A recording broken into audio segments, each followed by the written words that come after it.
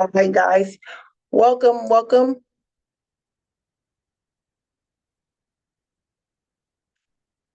everyone. Welcome to Real Talk Recovery. I'm your host, Miss Mo. This podcast is where we keep it all the way real about healing, growth, and everything in between.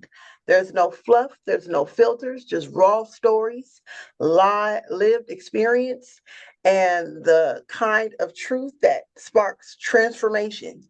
This space was built for the folks who've been through the fire and still showed up, for the ones rewriting their story, breaking cycles, and healing out loud. I'm here to hold space, ask the hard questions, and share the mic with wonderful voices that deserve to be heard. All right. This episode right now this is the number 6 episode. All right. Let's talk about it. Okay. Let's talk about this episode here. It is titled The Phoenix Rising, The Phoenix Rises, Owning Your Story, Honoring Growth, Rebirth, and Resilience Through Storytelling. In a world where often glories perfection and hides the mess, the Phoenix Rises stands as a testament to the power of truth, transformation, and reclaiming one's voice. The initiative, rooted in the timeless symbol of the phoenix, rising from the ashes stronger and wiser, and invites individuals to honor their personal journeys by stepping into the light of their stories. At the core, the Phoenix Rises is about embracing the full arc of human experience, the struggle, the fall, the fire, and the rebirth through initial storytelling. It creates space for growth, healing, and resilience to take center stage, whether shaped by trauma, addiction, injustice, identity, or hard earned redemption. These stories are just the survival tales. They are blueprints of empowerment and change. All right, so I'm going to go ahead and get to the good stuff here. Of course, you know me as being Miss Mo. In this powerful episode, I'm going to be sitting down, or at least virtually sitting, with an artist, an activist, a survivor by the name of Dee Venom, a voice that doesn't just speak truth, but spits fire. Known for turning pain into purpose and scars into bars, Dee shares an unfiltered journey of trauma, healing, and rising from the ashes. Together, we're going to explore what it means to own your story, how culture, identity, and struggles shape our recovery, and the raw, creative ways Dee uses storytelling to spark healing and revolution. This is not your average recovery talk, y'all. This is real talk. It's community medicine. So go ahead and get inspired. Stay around. And I'm going to go ahead and get Dee connected here. And then we're going to go over the topics that's in front of us, as well as the questions for each topic once Dee get connected, guys. All right. Thank you so much. And we have Dee here. Dee, can you hear me? I can hear you well. Can you hear me? Yes, I can. Welcome to Real Talk Recovery, where we have lived experience and real conversations here. I really appreciate you showing up as a guest speaker. No problem. Thank you for having me. I'm a little nervous because I'm always on the opposite end interviewing other people. So for me to get interviewed, yeah. Absolutely. That is factual, guys. Let me tell y'all how I met Dee. Dee, is that okay? That's fine. You know what? I stumbled upon Dee's podcast. Dee is a podcaster, has multiple episodes. I mean, lots of episodes. Dee, how many episodes do you currently have? I have over 200. Wow. Okay. And the name of your what is the name of your podcast? The name of my podcast is Raising Vibrations with Dee Venom. And I tell y'all, when I stumbled upon these podcasts, it was amazing. But this is the coincidence. This is the kicker. The kicker is that Dee discovered me just as well as I discovered them. So, Dee, what is your pronouns you go by? I go by he, him, she, her. It doesn't matter, Oh, as same long as I'm period. respected, that's all that matters. I heard that. All right. And you hear it from the best, honey. I heard that. Period, point blank. Well, you call me goddess, empress, it, she, her. Okay, okay. So I'm going to Mhm. go over this, y'all. When I stumbled upon him and he stumbled upon me, I kid you not, it was like my ears was like full of like music, magical music, because it was just a great podcast to listen to, and how he embraces people when they come on to his podcast. And this podcast is based on Podbean. This is where we both interact and do most of our work, connecting with the communities all around the world. Mhm. And tell me about give us a little bit more about why you decided to go this route in spreading the word of recovery, and talk about your niche. Honestly, I don't know how I got into the role of sitting in front of a camera and telling the world about my addiction. I know that I was living on North 35th Street here in Phoenix, Arizona, and that's where I began taking the camera and sitting in front of it and whatever else the case may be, and just telling my story. And that's how I pretty much got started. And it's been years since I've been doing the whole YouTube thing. Later down the line, I wanted to podcast, but I just didn't know too much about it. So once I started doing a little research on it, I'm like, you know what? This is another outlet for me to reach out to people in regard to addiction, relapse, and recovery, especially methamphetamine. And let me dive into it. So I researched Podbean, and the fee wasn't expensive, $14 a month. So I ended up paying for it, and before I knew it, history was pretty much born in regard to that. But I've been at this, the thing of it is, I'm spiritually contracted to do this. I don't want to do this, you know what I mean? But I have to do this because this is what God wants from me.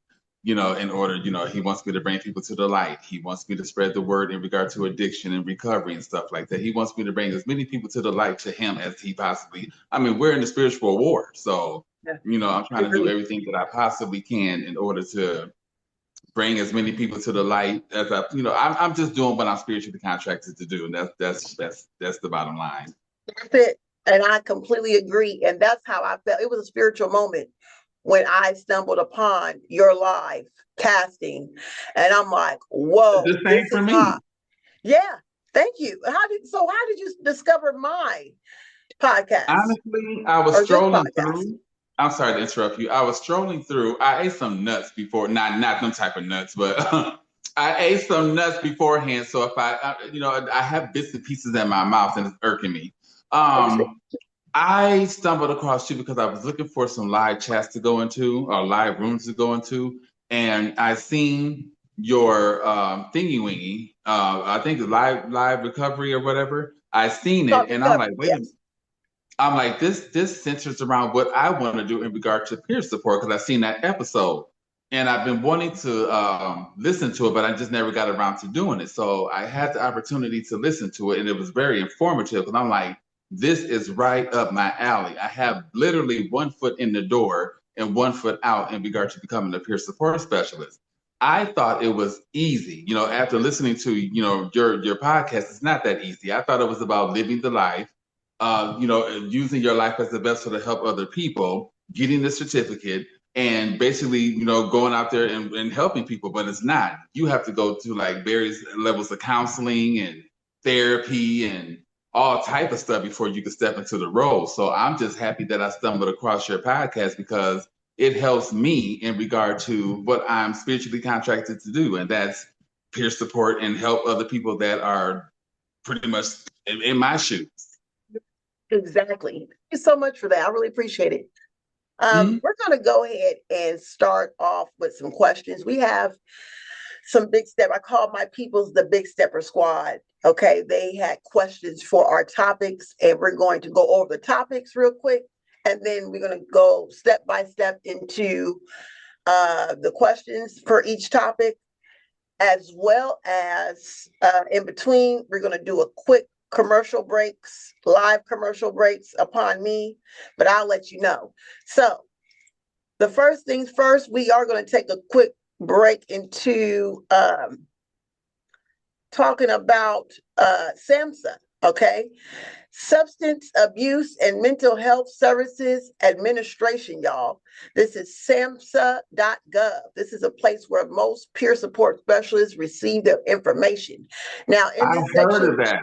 I yes, heard of that. Mm-hmm. yes. This is, I'm giving the people some information to go on real quick.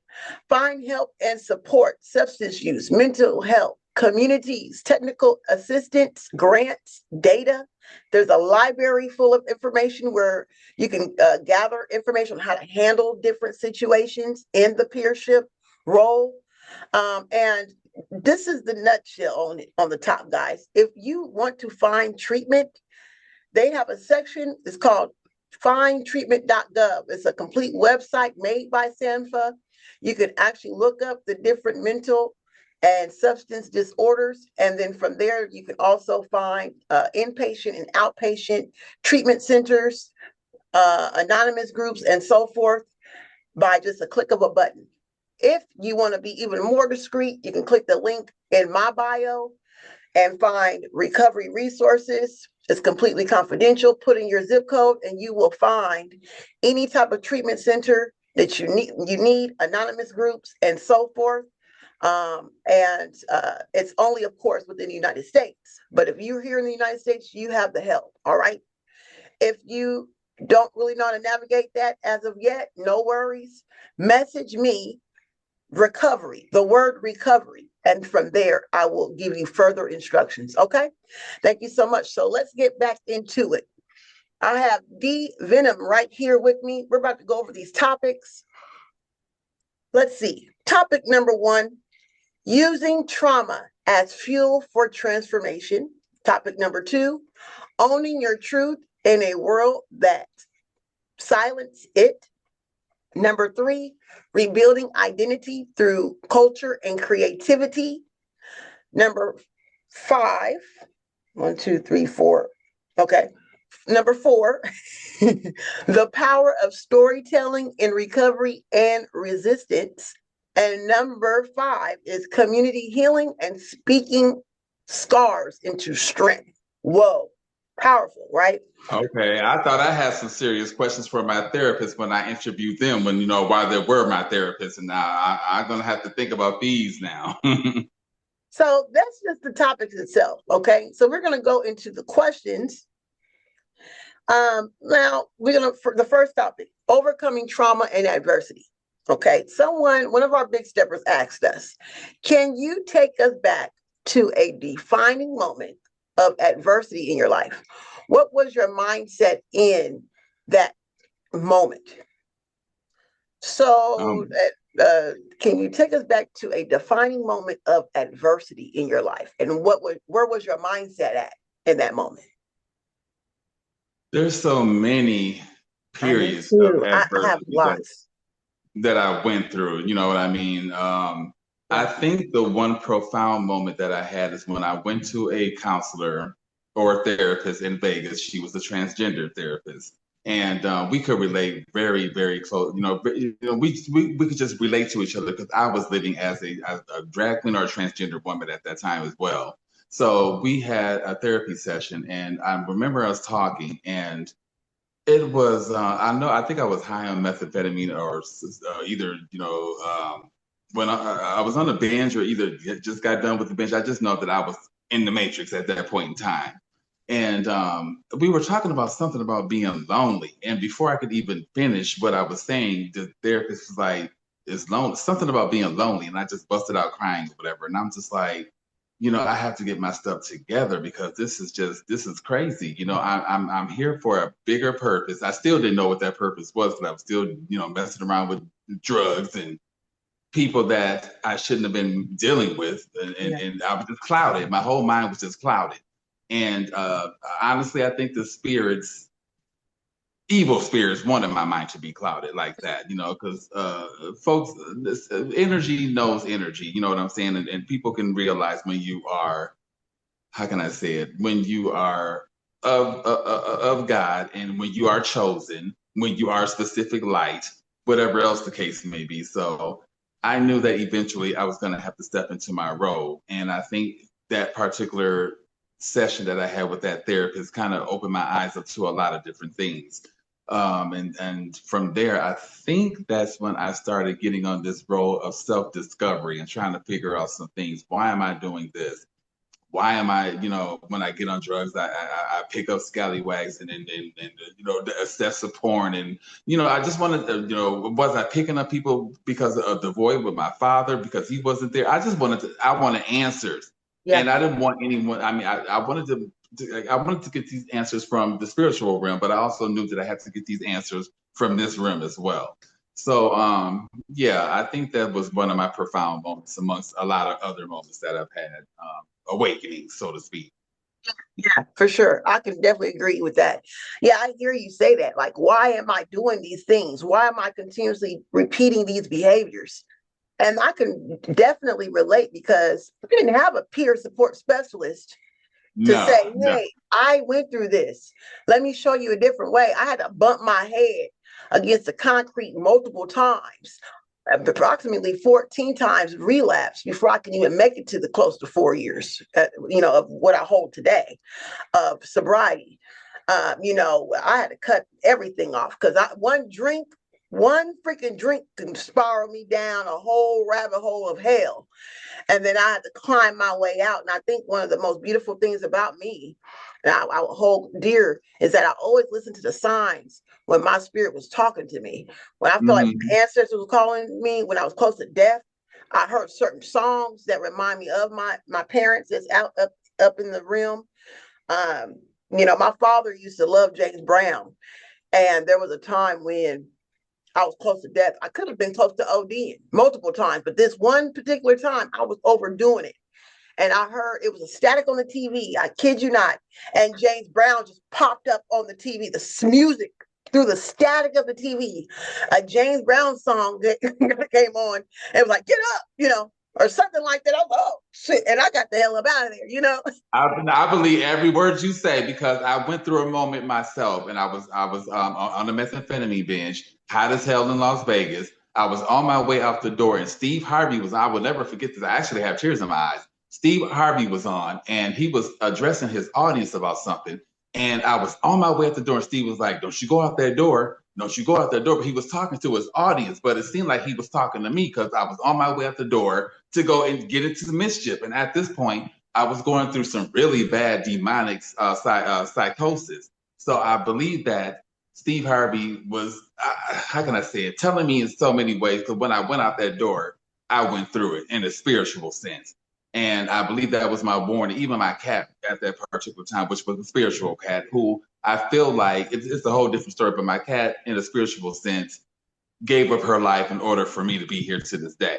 And that's a whole other ball game. But I honestly feel like you said with that record, it was something like a message. And I felt like that was the message for me, but I ignored it. Lovely. Wow, that's powerful. Wow, y'all. These are some questions. This is Dee. We got some questions on our hands here. Okay. We have 3 questions per subject, but we only have enough time for 2. We're gonna try our best to do 2 per topic. The second one for the same topic, overcoming trauma and adversity. This is a powerful one. Are you ready for this? I believe that I am. Okay. What systems, if any, failed you, and how did you rise in spite of that? Oh my gosh. I've had family fail me. I've Mm, had friends fail me. I've had churches fail me when I was going through deep psychosis back in Vegas and I had nowhere to run to except the damn church. They shut their doors to it. Yeah. So it definitely made me look different in regard to churches because it's just like I don't care what I'm going through. You're supposed to open up your doors and be able to help that person and for them to close their doors, regardless of if I was going through a psychosis or not. I thought that was wrong. Let me see who else failed me. Counselors and therapists failed me. You know, oh my God, the list goes on. But yeah, those are pretty much the main systems or individuals that failed me along the way in regard yeah. to, yeah, yeah. And see, and that's a proper question. I hear you say the church, the system itself, therapy folks, your doctors, and everybody knew that, we are all going through these things. Can relate to that. And once again, I mean, I had shelters that failed me. I forgot about shelters. No, what I forgot about that. shelters? What? I'm supposed to be, this shelter specifically for people like me who's houseless.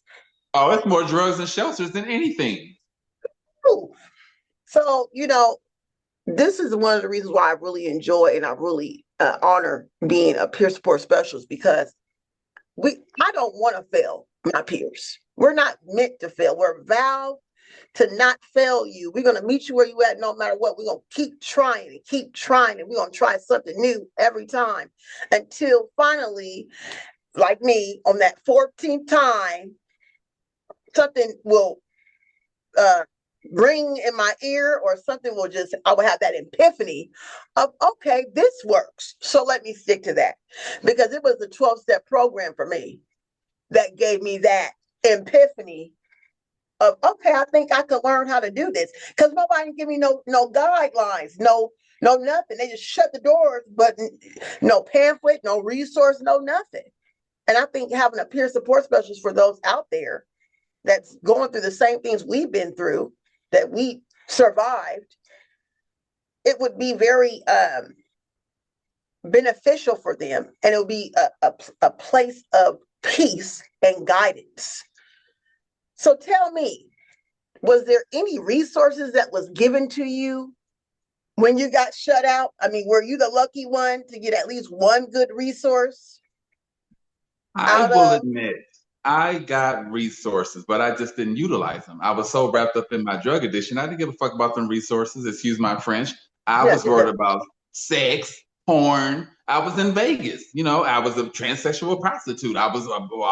Even though I did not have to prostitute for drugs, because when I first got started in the life, I was living with my grandmother, my eldest sibling, my grandmother, and I. And I didn't have to worry about money. I was able to say I didn't have no bills like that. So I mean, I definitely didn't do it for the drug aspect. I did it for the thrill. But oh my God, yeah, yeah. I lost a little bit of track. What was that question again? you answered it. That was it. Okay. Yeah, for sure. And I really appreciate you being honest and open because this is the place to do it. We ain't doing no filters, and you ain't got to excuse your language up on here. Okay, as long as Okay. you ain't saying no body parts, I don't give a damn. But you know, you don't I'm have to different on my say your platform. I P's and talk the about it D's. You may all. be all right. You know what I'm saying? But otherwise, yeah, speak your truth because that's what it's all about. We're in the peership realm. There ain't no filters or nothing like that around here. And I do want to say one thing. I don't Yeah. have any notes because I'm ADHD. So if I do slip track, just get me back on there, and I'll yeah. And thank you. Me too. So high five. Boom. Okay. Okay, awesome. So let's go ahead and look at the second topic here. All right. Second topic is cultural identity and self-definition. Okay, our big steppers asked us the question. Here we go.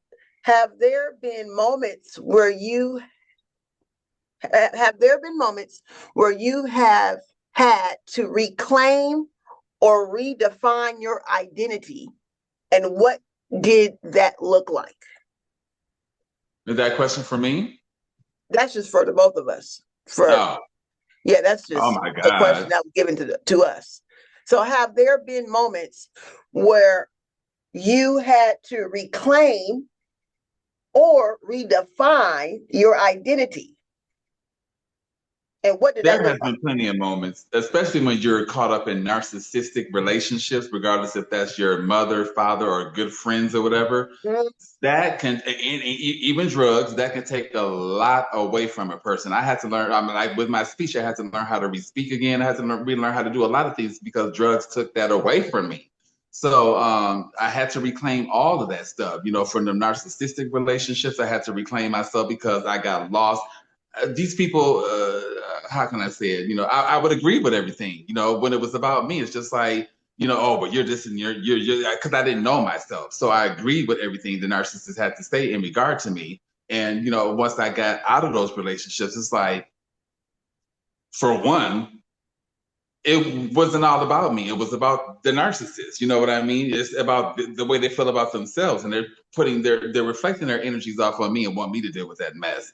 And so I had to get away from all of that in order to figure me out. That's why I'm vowing to myself, I'm sacrificing probably good relationships in order to figure me out. I don't give a damn about your hugs, your kisses, what you want for breakfast. I don't care about that. I don't care what you want to do, what you like. I want to know what I like, what I want to do. I just want to know me. And if that means not being in a relationship with nobody, then so be it. Because being in a relationship with someone basically means I'm going to have to take that time out for myself to get to know them and whatever. And I don't feel like doing it. Tell it like it is, because that's just really boils down to when we're in this journey of self-discovery. I'm reclaiming my life. Mm-hmm. That's the whole, I'm reclaiming who I am, or I'm trying to that's the purpose of the rebirth. So I can really, because what I even like, I don't even like the same shit to eat. I don't even like eating the same breakfast Right. And I anymore. may only have one piece of bacon and one piece of toast, and now I may want to eat that to myself. Exactly. I need to focus on my self-care and what I like so I can rebuild myself and get serious about not just one area of my life, but all areas of my life. Now, But let me really ask you a putting that question because spiritual. in Yes. in 12 step, I see couples in there, and I'm not sure if these couples have went through the battle of addiction together, but I feel like that's a clutch because it's like if you're trying to focus on yourself and you have, I mean, like I said, unless the partner been there through thick and thin, I can see that. Yeah. But like with one person that was telling the story, it seemed like the clutch was the partner. As soon as everything broke apart, that's an excuse to relapse or whatever. So, how do you feel about couples and addiction and relapse or whatever? I feel that everybody has their own recovery. Okay. However you met that person is how it's going to be. Okay. Everybody has to have a boundary. That's where boundaries come in play. Mm-hmm. Setting a boundary. Okay, look, when I have this going on, I see my sponsor on this day. I do my step work on these days at this hour, or this is what I do creatively. Nothing will get in my way of that because this is my recovery. And as long as they respect that, I don't see anything wrong with it. Now, if you go have to handle, I'm going to relapse 9, 10. If your recovery is there, you can say anything you want to say. Act a damn fool. But when your recovery is there, you're not going to do that because that's self harm. And that's just Mm-hmm. another form of uh, agreeing to Sabotage. unalive or sacrifice your life in a Mm-hmm. way. Because one drink for me is saying, I am suicidal. So is a relationship worth me committing suicide or not saying, I'm trying not to say commit suicide because it's not a crime, right? But is one drink worth me being unalive is worth one person in one relationship because guess what? When I go, they gonna go off with another person anyway. So Exactly. putting myself first, and then everything that overflows out the cup, then it's being distributed out to that partner, that mate, but not putting them number one. Absolutely not. I come But you're first. right. You're right about boundaries because I was talking to this in my group at Recovia, and I was talking to my friend about this because Yeah. I still like to traverse in areas where I used to do drugs and pick up scallywags and everything just to see what I'm not missing. And then my friend was like, you need to take different routes because what if one day you have a low point and you see a scallywag and you see all this good flesh and whatever the case may be, and you get tempted, and all of a sudden you just fall backwards. And I kind of fought against that, but then when I was in group, they were talking about pretty much the same thing. And I brought up my scenario, and they were like, "No, you need to take different routes and do different things because it's why would you? Yeah, basically, why would I want to take those same routes that I did drugs and whatever else that So yeah, I see that I'm going to have to change a lot of different things in regards to the recovery phase of it all. Sure. I mean, you got it. And this is the thing. Whatever you feel like you want to change, do that. That's part of our recovery. Recovery is a removal process. We're not adding on. We're removing things that's not working. We're removing the habits that's not working. We're removing, people, places, and things. Anything that's not going to work for me, got to go. That's just the way it is. That's the mentality behind it. And that's to all you guys out there. You can have a relationship in recovery, but you make sure that your partner understands your recovery, and you may want to go ahead and make sure your partner is in recovery as well. Exactly. That's the kicker. Because I don't care what nobody say. It's the easiest way to take a person out is to go around a partner that still smokes, drinks, and do everything else. So we ain't gonna be tempted in that way, honey. Not at all. All right, guys, let's take a quick break and go ahead and acknowledge one of my favorite websites, sampa.gov. This is a spot. Sampa has a spotlight area in their website where you can actually discover different great things where you can stay connected with other people. Like, did you know that this month is Mental Health Awareness Month? Yes. The month of May is Mental Health Awareness Month. You can always log in, click the links, and you can get all the information you need. They even have information about eating disorder awareness. Okay. And you can learn more about that. Now, we know all of us in recovery, when we come in or even go out, usually we are dealing with some underlying eating disorders. Okay. So check that out, guys. Let's get back into it. All right. So next subject. All righty. Next subject is recovery and rebirth through storytelling. All right, we got a big step to ask us a question here. I'm here with Dee Venom. And the question is, what role has vulnerability played in your recovery or rebirth? Ooh-wee. Vulnerability. We're being vulnerable right now, y'all, talking to y'all about this. You understand me?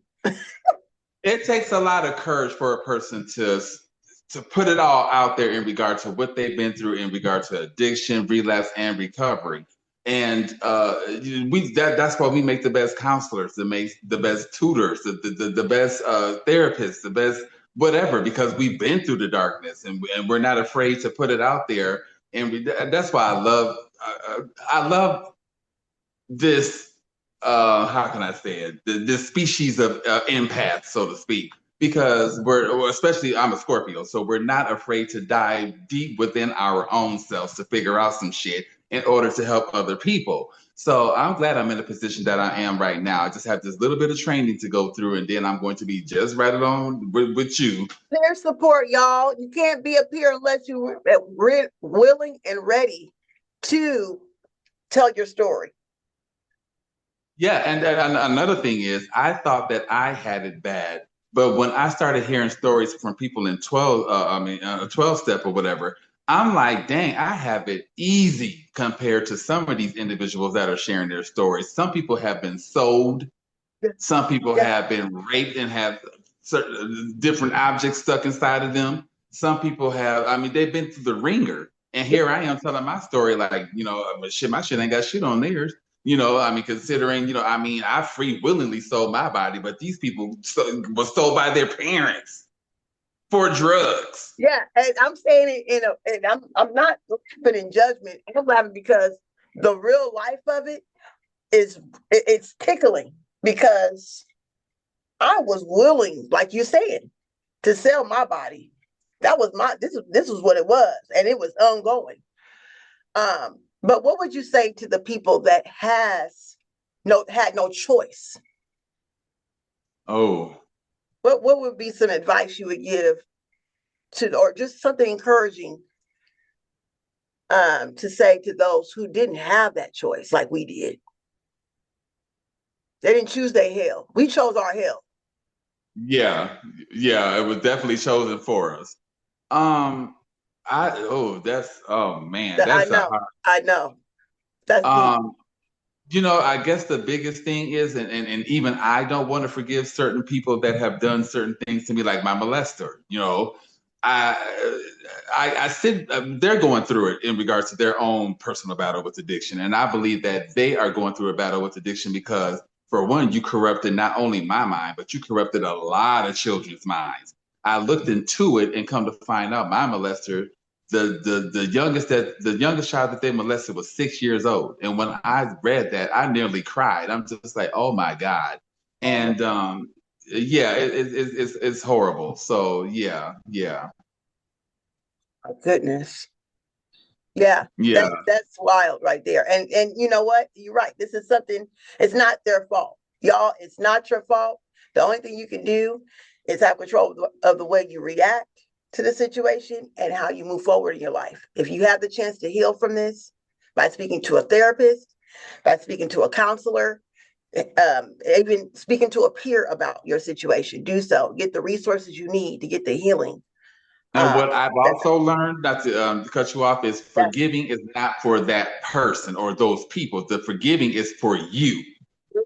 And that's what I've learned. And it's just like, okay, if I'm going to forgive my molester for, corrupting my mind and taking my innocence or whatever, I have to know that I'm doing this for me and not for them.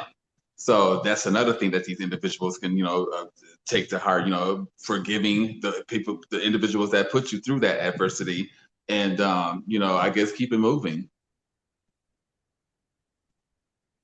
amazing. Let's go ahead and continue to the next topic. It's about our time, guys, for Zoom to be ended. I apologize if you guys did not get the chance to have our full episode. For those who is watching on Facebook and for those who's watching on Zoom, I suggest that you come on over to Podcast Live, Real Talk Recovery, guys. Come on over into our chat. Our chat is live. So guess what, Dee? I suggest that you come on over as well, because right now we on Zoom, and Zoom is going to end in 3 minutes. So I don't want to Uh, continue the bonus. We got 2 bonus topics that I don't want to move on and start until we get over to Podcast Live. Okay. So okay. I thank you so much. We're going to save this video. I will be posting this video later on. Y'all give it up for Dee, for everybody who's watching virtually. Give it up for Dee for coming in. If you want to see or hear the continuum of this particular topic, come over to Podbean. Real Talk Recovery, guys. Dee, you want me to send you the link? Or you Oh, have yes, please, Okay, please. I got you. Let me send it to you right now. I'm gonna put this on my YouTube and my Instagram. Yes. Okay, And quite frankly, wherever I can put it at, I'm gonna put it. I think I sent it, Dee. Hold on, give me one moment. Okay, I got you. Okay. Let's see here. Oh, you want me to send it to that other? I ain't gonna say what it was. The first email or the second email? If it has anything to do with like Venom, Your send it name? there. Your name? Yeah, Okay. Venom, of course, right? right. Okay. Is this like go ahead and tell the people how they can get a hold of you, contact you. Go ahead and promote yourself real quick while I get this going. Okay. If you want to check me out on YouTube, I am Addiction, Relapse, and Recovery with Dee Venom on YouTube. I only have 99 followers, but I don't do what I do for the following. I do it to save lives. So, just check me out there. I'm on Instagram. Dee Venom is one stinger on Instagram. Of course, I'm on Podbean, Raising Vibrations with Dee Venom. I have a Pinterest account. If y'all want to check me out there, I use my Pinterest board as a way to how can I